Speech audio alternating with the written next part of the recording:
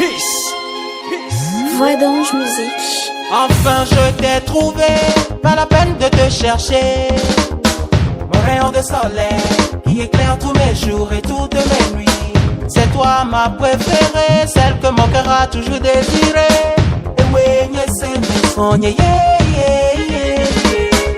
Girl, you're so fine, if you leave I swear I'll die. Your smile so shine, you and me forever. Girl, I know the lie, oh. Let me be your one, no. I know be Toko. You are my everything, my destiny. Girl, I know the lie, oh. Girl, I know the lie, yeah. Girl, I know the lie, oh. I go marry you. Mkweva, mkweva. Long, long, kem leti ho ya mkweva.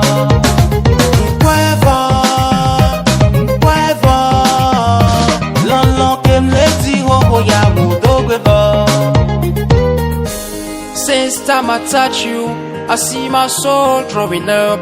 My holy heart desire you. Baby girl, don't drive me so crazy. Sans trop de folie, tu as conquis mon cœur. Sur ma vie, je promets de t'aimer jusqu'à l'éternité. Egamula, Seigneur, Wadama, oh. On vient où nous gommer cesser pour un love fou et passionné. Yekuwa mia noju, yekuwa mia wonu tonto. Baby, yeah. Girl, I know the lie, oh. Girl, I know the lie, yeah. Girl, I know the lie, oh. I go marry you.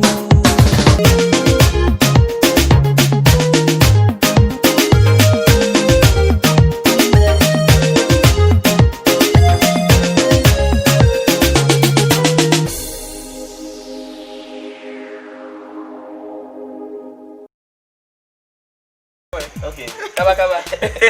Yo, you come in and make me to them put a phone follow. Anyway, surprise.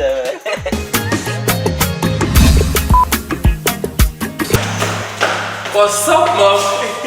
Mommy, me do good. What's up? If you ever put the jelly, yeah. Hey, bagiti. You want a woman never bagiti. Mama. Ni bagiti ni maki bagiti. Chaniye no de shosho wale Afrika. Look at it, don't go no, mam. Don't know be to go fear and can to be. Hey, to go. What are you talking about? Be cousine, you want to be territory. Tama, mate boni fa. Bere yo vote America. Yeah.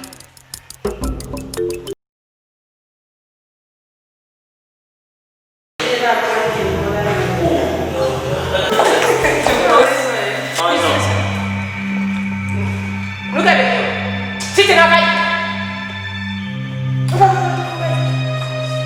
What would you have to do? Itu lah metro sih lah. Wes. Ego. Asia Meri. Nada, pero no. Oh, vida. Mama ni tu apa? Wami sambil dia. Kau selalu nanti masalah nawa deh. Dia mau Oh, wait. Look what this man do. Let me back to no let me nami. Manda mala.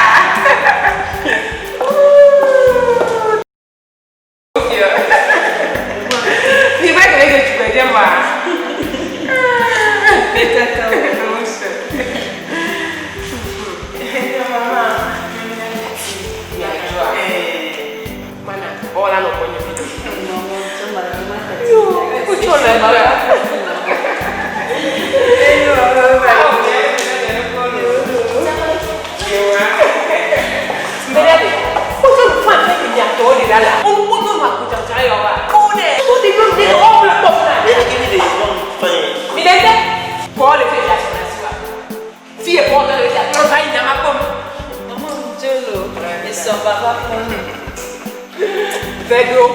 Pedro.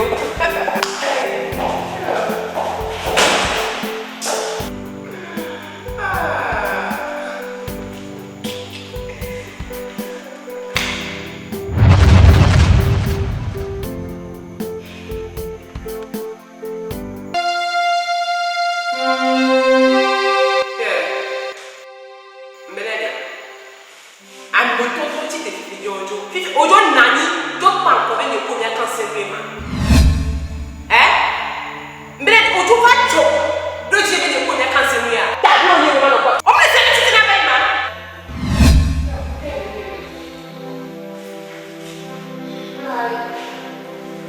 Comment on fleque de soleil là.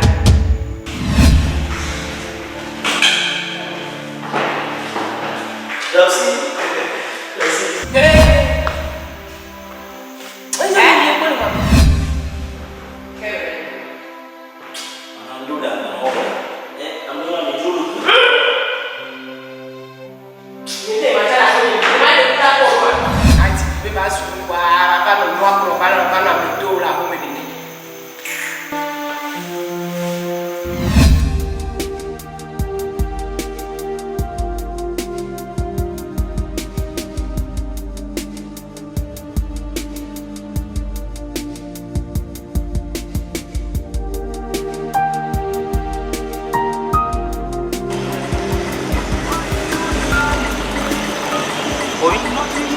Oui, de quel homme? Ah oui. On va tester maintenant. Ah, c'est maintenant, oui. Écoute, nous avons vu les mille. On va ici. Donc, on va venir à la du pépé. Parce qu'il y a le. Quand il y a des plus au valito, quand il y a ton doti, on va quitter à Kaka. Ici à Hami.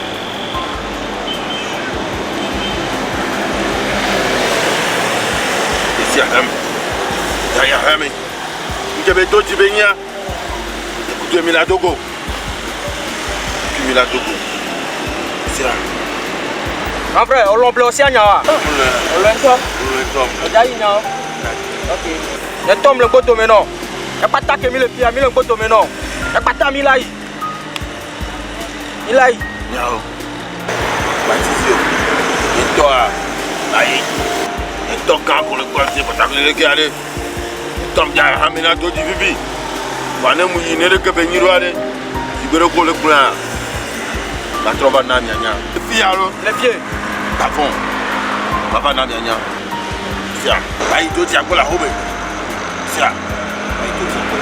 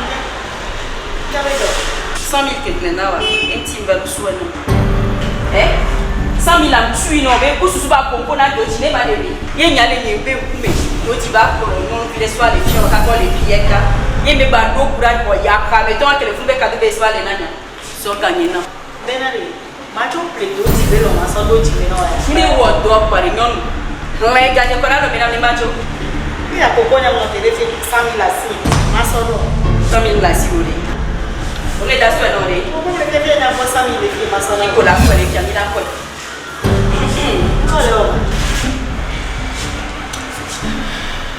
d'accord, ok, moi, on a 60 000, il y a dans ma vidéo. Et tu vois, il y a d'autres qui viennent, oh, on dit la clé du coup, il y a 100 000. Dans 60 000, la nama. 100 000, ballon. Ouais, nam. Ah, toi, les pièces, maintenant. Mais ça.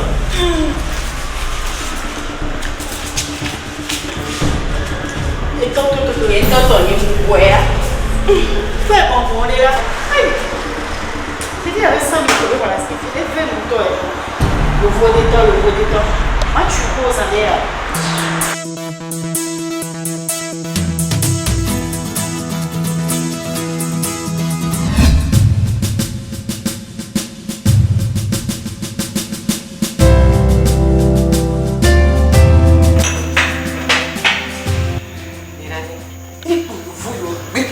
façon à prendre dans mon là. Eh, mais la fille pour la déjà fini mais la pas la calme vous dire. Hein? Qu'est-ce que la ni non? Oh, mais moi ton là. Dodi.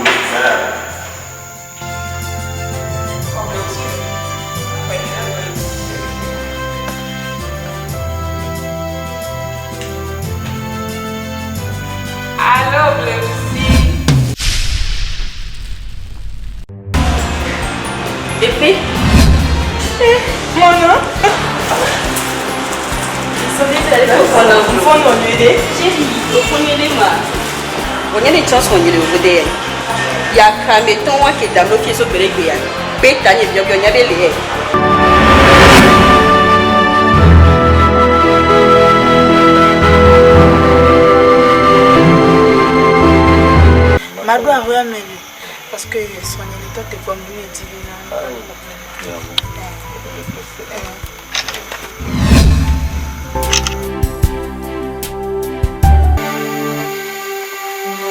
Au soutien? Je suis même sans ma compa voilà. Quel est l'heure? Mon coup de moi. C'est une de beaucoup m'a dit comme un homme de.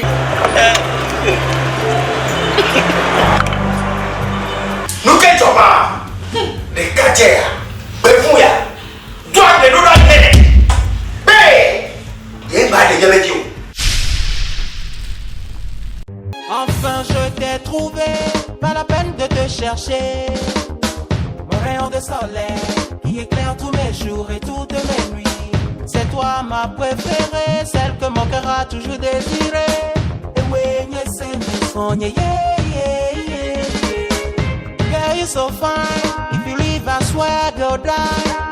Your smile so shine. You and me forever. Girl, I know the lie, yo. Let me be your one, no. I know be joke, oh. You are my everything, my destiny. Girl, I know the lie, yo. Girl, I know the lie, yeah. Girl, I know the lie, yo. I go marry you. Mukwevo, Mukwevo. Long, long, kem leti ho ho ya.